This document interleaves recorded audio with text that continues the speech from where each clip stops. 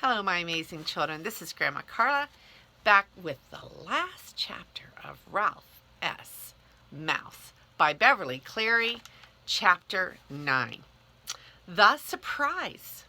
The next morning, Mr. Tanner reported to Miss Kay, and Miss Kay reported to her class that no mice had been caught in Mr. Costa's traps. "Yay!" cheered Room 5. "I told you so," said Ralph from the mitten thumb, but no one heard him. Miss Kay wrote the proper form of a business letter instead of a friendly letter on the blackboard because the class was not planning to write a friendly letter to the Cucaraca Voice. The class set to work, writing to the editor, explaining that the story he published about the mouse exhibit was not true. If someone had trouble spelling a word, that person asked Miss Kay about it. She then wrote the word on the blackboard in case someone else wanted to use it. Outrageous and ridiculous were the first words she wrote. She told Brad, "Yes, blockhead is one word, but can't you find a better way of expressing yourself?" Miss Kay promised personally to deliver the letters to the paper during lunch period. No matter how many people spoke to him that day, Ralph refused to come out of the mitten thumb, which fortunately already had an excellent peephole. He noticed Brad, who still had his arm in a sling, hand a note to Miss Kay, who handed it back to him with a nod and a smile. She saw Ryan pass a note to Brad, and Brad pass a note back. Quite a busy bunch, thought Ralph. He was bored and much too warm, but he refused to give anyone the satisfaction of seeing him in his glass prison. When the long, miserable day ended, Ralph found himself being pulled out of the mitten by Ralph. "Come on, fella, you're going back to the inn," he said. "And face all my relatives without my motorcycle?" squeaked Ralph. "No, thank you." "Relax. You can't live at the school forever," said Ryan through his teeth, and he tried not to move his lips. "Trust me, everything is going to be all right. You'll see." Because Ryan kept his hand closed around him, Ralph had no choice. He had to trust Ryan, unless he bit him instead. He decided against doing so because Miss Kay said hurting people did not solve anything. Ryan shoved Ralph into his parka pocket and closed the zipper all the way. Even so, Ralph was aware that something unusual was happening. Brad got on the school bus with Ryan after saying to the driver, "Here's my note from home." The two boys sat together. "Have you got it?" asked Ryan. "Yep," answered Brad. "Right here in my pocket." "Got what?" Ralph wondered. "The remains of my motorcycle?" "I've always wanted to ride on a school bus," said Brad. "And I've always wanted to ride on a tow truck," said Ryan. "That's easy," said Brad. "My dad will give you a ride. He gets lots of calls up your way when the roads are icy, and he pulls a lot of cars out of the snowbanks. Business is good this time of year. I'll ask the cook if he can stay to dinner." "If you can stay to dinner," said Ryan. "Wow, dinner in a hotel." Brad was impressed. "We'll have to eat in the kitchen," Ryan explained, "and since the hotel's got a microwave oven, sometimes the plates are hot and the food isn't." "That's okay," said Brad. "My dad cooks mostly hamburgers and open cans of beans." Then, lest Ryan think him disloyal to his father, he added, "My dad makes good hamburgers, and on Sunday he cooks a steak. Sometimes if he's really busy, I get my own supper. Then I have hot dogs." "You mean you stay alone?" asked Ryan. "I have Arfie with me," said Brad. "I wish I could stay alone with a dog," said Ryan. "I get tired of hearing the waitresses tell the cook that the guests are complaining because the food isn't hot enough."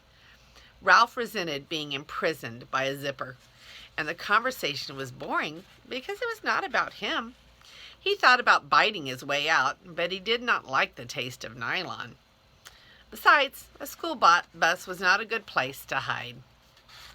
When the two boys got off the bus, Ralph heard their feet crunch through the snow.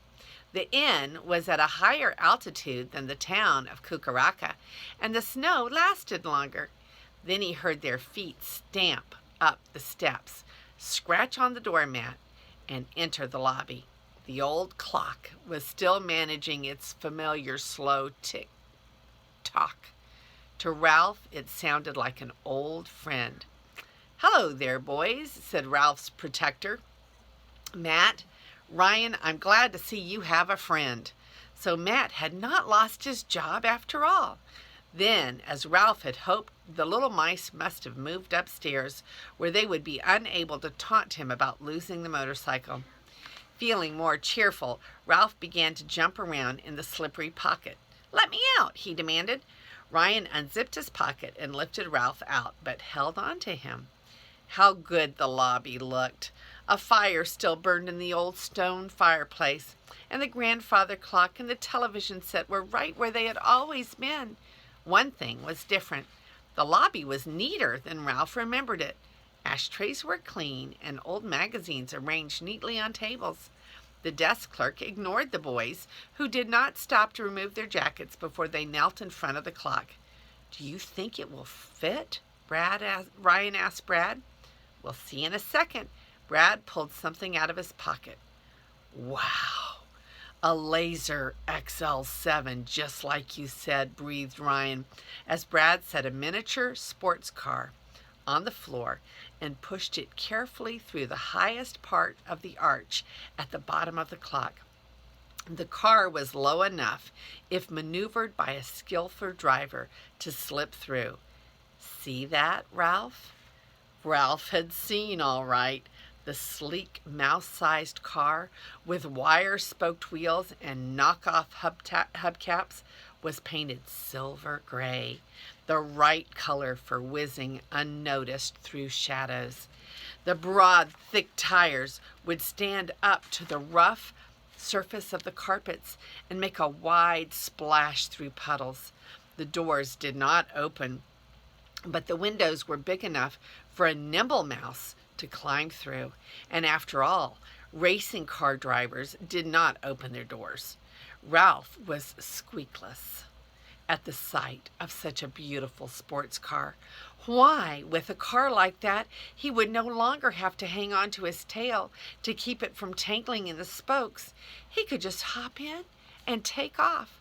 "Come on, let's see you drive it." Ryan set Ralph down beside the little Laser XL7. Could he drive it? He'd show them. Ralph slipped through the window into a bucket seat, made sure his tail was safely inside, grasped the wheel, took a deep breath, and went. The car did not move. Some noisy skiers came in from outdoors, but paid no attention to the kneeling boys as they crossed the lobby. The boys crouched behind the couch until they had gone. "Silly," said Ryan. "That's your old motorcycle noise. You've got to make a sports car noise to make a sports car move." "Stupid of me," admitted Ralph, who had been too excited to think straight. He took another deep breath, made his voice as low as a squeaky voice could go, and went vroom, vroom. The Laser began to roll across the floor. Ralph was driving. He was actually driving this beautiful sports car. He drove it straight into the leg of the couch, where it stopped. Ralph vroomed again. The car did not budge. Matt, who had joined the boys to watch, asked, "How's the little fella going to back up?" Silence. No one had thought of this problem. Ryan's mother stepped out of the elevator. "Hello, Ryan," she said with a smile. "Is this your new friend?" "Yes, this is Brad," answered Ryan, with his hand on the Laser XL7 so that his mother could not see Ralph. "Hi," Brad said, unexpectedly shy. "I'm glad you could come home with Ryan," said Mrs. Bramble. "What are you boys doing?" "We're playing with the little car," said Ryan. "Play quietly," said Mrs. Bramble, "and if the manager appears, you'd better get out to our cottage, or perhaps you could show Brad around. He might like to see the kitchen." With that advice, she went off to make sure the maids had cleaned the ground floor bedrooms properly. Brad sat back on his heels. "Your mom sure is nice," he said. "Yes," agreed Ryan, his thoughts on Ralph's problems. Vroom, vroom, vroom. Ralph made a sound like a racing car. Car did not move. "What we need is your dad's tow truck," remarked Ryan. Ralph found the boys' laughter almost annoying. I know, said Brad. If going vroom makes the car go forward, maybe saying vroom backwards would make it back up. Morv. Morv. Ryan tried out the sound. It's hard to say, but if it works, it's okay. Backing a car is slower than going forward. Try it, Ralph. Morv. The car inched away from the leg of the couch. Morv. The car was free. Vroom! Ralph drove off in a wide circle and returned to his friends. Do I get to keep it? He asked. It's all yours, said Brad, to make up for your broken motorcycle. Don't you need it? Asked Ralph, unable to believe that anyone would give away such a car. Not anymore, Brad told him.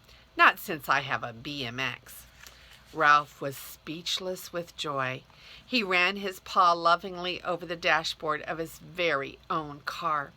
Wait till your relatives see you riding around in a Laser XL7, remarked Matt. Ralph leaned out the driver's window. What do you mean? He asked. I thought they had all moved upstairs. Most of them did, said Matt, but a few of your outdoor relatives still hang around, hoping you'll bring the motorcycle back. Just my luck, thought Ralph. That rowdy bunch. There was the sound of someone stamping snow off boots at the entrance of the inn. Matt hastily returned to his chair by the front door, while Ralph quickly and skillfully drove his car under the clock.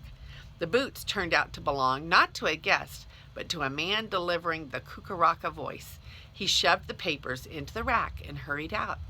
Matt removed a copy of the newspaper, put on his spectacles, and read the headlines. Then something at the bottom of the front page caught his eye. Say, do you boys know a Miss Heidi Kuchenbacher down at Sneed? He asked. Yes, she's our teacher. The two boys rushed over to Matt to see what the paper said about Miss K. Ralph climbed out of his car. He found that bits of his old nest still remained under the clock. With a shred of Kleenex, he began to loving care to polish away the boy's fingerprints. As he polished, he listened while Matt read aloud from the voice. Retraction, it says here above this picture, said Matt. What's retraction? Asked Brad. It means they take back something they said, explained Matt. They should, said Brad. Hey, look, said Ryan. There's the picture of our class. What else does it say? Matt read, the editors of the Cucaracha Voice regret a misleading story published in Saturday's edition concerning Miss Heidi Kuchenbacher's class at Irwin J. Sneed Elementary School. Ralph stopped polishing. Maybe the paper would say something about him. Matt continued, after thorough investigation, Superintendent Clyde R. Crossman has cleared Sneed of charges of mouse infestation. Miss Kuchenbacher's pupils have informed the editor that the mouse exhibited in her classroom was not captured as reported, but was instead a pet of Ryan Bramble, a member of the class. Ralph was insulted. He was no one's pet, not Ryan's, not anybody's. Hey, Ryan, you got your name in the paper. Brad was excited for his friend. Wait, there's more, said Matt. Miss Kuchenbacher reports that she and her class learned much from having a mouse in the classroom. How about that, thought Ralph. I guess I taught them a thing or two. Matt read on. The editors regret any embarrassment caused Room 5 by the misleading article about their activities. Well, that's better, said Brad. Sounds as if maybe that editor is having a little fun, remarked Matt. No, he isn't. Ryan was serious. We really did write to the paper, said Brad, and the superintendent really did investigate mice at our school. Sort of. I guess we took care of that editor, said Ryan. Come on, Brad. Let's go see if the cook will give us something to eat. Ralph watched the boys leave before he carefully polished every millimeter of his beautiful new car. Then he pushed his nest together for a nap while waiting for night to come. His day had been exciting, exhausting, and satisfying. Because of him, two boys had become friends. Ralph felt that he had done a good deed in a troubled world. Ralph awoke much later when the clock began to grind and groan and slowly, as if in pain, strike 11. the safe hour for mice to appear. Ralph was enjoying a good stretch when he saw 5 of his relatives peering in at him. "He's back," said one. "And he's got a car," said another. "A sports car," said a third. Instantly there was clamor and confusion. "Give me a ride, me first, stop shoving. I should be first because I'm oldest. Get off my foot." Instead of getting excited and angry, Ralph stood calmly beside his car and looked at his relatives without speaking. Gradually, the mice grew quiet. "That's better," said Ralph. "I can't hear anyone if you all speak at once." The mice were silent, listening the way room 5 had grown quiet, and listened to Miss K. "Look, fellows," said Ralph. "If you get in line, you can take turns. That way you can each have a ride." "Good idea," murmured the mice, who had never thought of such a thing. Ralph was pleased with himself for putting his education to use. He climbed into his car and drove it out from under the clock. "My oldest cousin first," he directed. His relative climbed into the passenger seat and pulled his tail in after him. "That's the way," said Ralph with approval. "Now take a deep breath and we'll both go room." Together the cousins roomed around the lobby, down the long hall, and back faster than Ralph could have driven alone. "Next," Ralph said, when he had returned as passenger, and by the way, he said to his relatives, as his next cousin in line climbed into the car, "in school, human beings learn things by grades, so older human children learn harder things than younger human children." The mice caught on at once. "Riding in sports cars is for older mice," one cousin said. "It's too dangerous for little mice." "We won't even tell our little relatives about it," said another. "We can't have them messing up the lobby," said a third. "We'll keep it a secret," said a fourth. "Good thinking," complimented Ralph. As he and his cousins sped down the hall, Ralph was happy. He felt proud because he had helped Miss K educate her class. But he was humble enough to admit that he had learned from the children too, even though he had never did find out where Miss Heidi Kuchenbacher kept her toothpaste. He guessed it really didn't matter. So here we're going to look at the pictures, and then there is a short epilogue, okay, and we're going to read that because this is the end of the book. Okay, so here is the first picture. Well, let me get to it here. Find it. These pages are sticking together. Okay, so here's the grandfather clock and the new car, and Ralph and Brad and Ryan are now at last friends. And they have a lot in common. The two boys have a lot in common. And I imagine they'll be friends forever. And there is old Matt reading the newspaper to the boys. And remember, Matt knows all about Ralph. He doesn't mind Ralph being around at all. In fact, he helps him out sometimes. And there is the picture of the older cousins getting a ride. And now that the older cousins are going to keep the secret of the car, he doesn't have to take all of the mice on a ride. And he found out that 2 mice can make a bigger room than 1 mouse alone.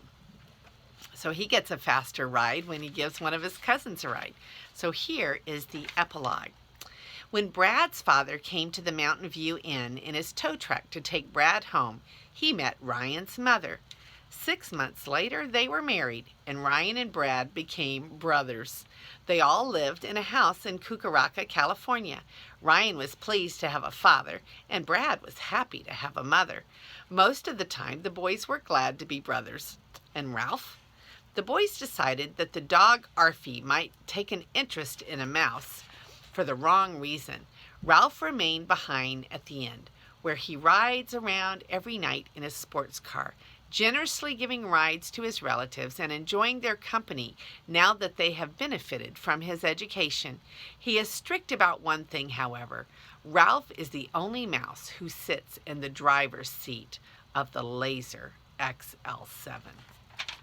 And there is a picture of Ralph riding off into the sunset here in his nice new car in his old home and loving every minute. So Ralph became reconciled to his relatives, and Ryan became reconciled to Brad, and they became brothers. Wasn't that cool? And I really enjoyed this book. It's the third one of the Ralph series and the last one. And this is Grandma Carla, and I love you.